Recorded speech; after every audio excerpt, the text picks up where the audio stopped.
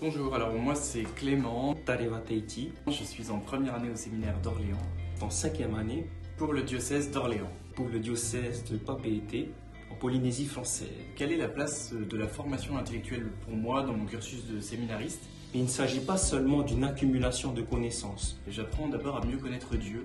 Dieu, c'est très important de le connaître par la foi, dans la prière, et je me dirais même que c'est primordial. Mais si on veut aller plus loin dans cette connaissance de Dieu ou approfondir d'autres sujets, je pense que la formation intellectuelle est vraiment intéressante. Elle va nous permettre Culture, une certaine formation, s'exercer à la lecture et puis aux sciences aussi, qui sont très importantes, mais c'est aussi se laisser façonner par ces connaissances que nous recevons pour pouvoir témoigner du Christ. vraiment de mieux cerner certains attributs de Dieu que on n'avait pas forcément compris, sa façon d'agir, sa pédagogie. Il s'agit aussi de comprendre le monde dans lequel nous vivons, pouvoir comprendre ce monde et le rejoindre aussi, tel qu'il est, pouvoir être audible, pouvoir être crédible aussi. Et qu'on apprend aussi à mieux se connaître soi-même. Elle nous permet aussi de vraiment nous approprier notre foi.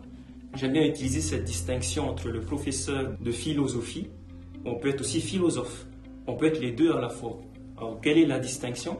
C'est que le professeur de philosophie, il peut seulement enseigner la matière qu'est la philosophie, mais sans forcément vivre la philosophie. Tandis que le philosophe, lui, a reçu cette formation en lui et il la vit complètement. Le Seigneur nous a dotés d'une raison et c'est bien sûr pour que nous l'utilisions au maximum.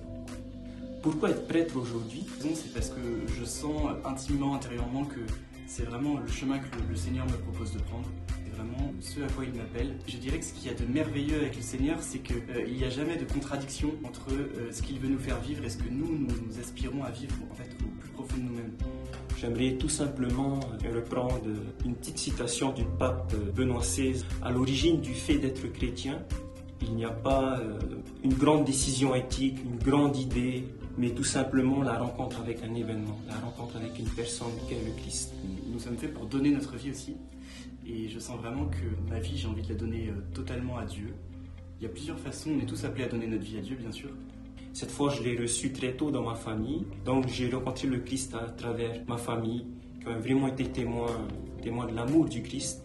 Et je ressens aussi un grand désir d'être un ouvrier à la moisson du Seigneur. Il a dit les ouvriers sont peu nombreux, priez le maître de la moisson d'envoyer des ouvriers. Et j'ai vraiment ce désir en moi d'être cet ouvrier, être un instrument dans les mains du Seigneur pour lui ramener des âmes et vraiment le faire connaître autour de moi.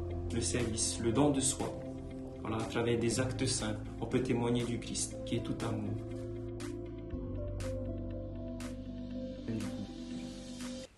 Tout simplement.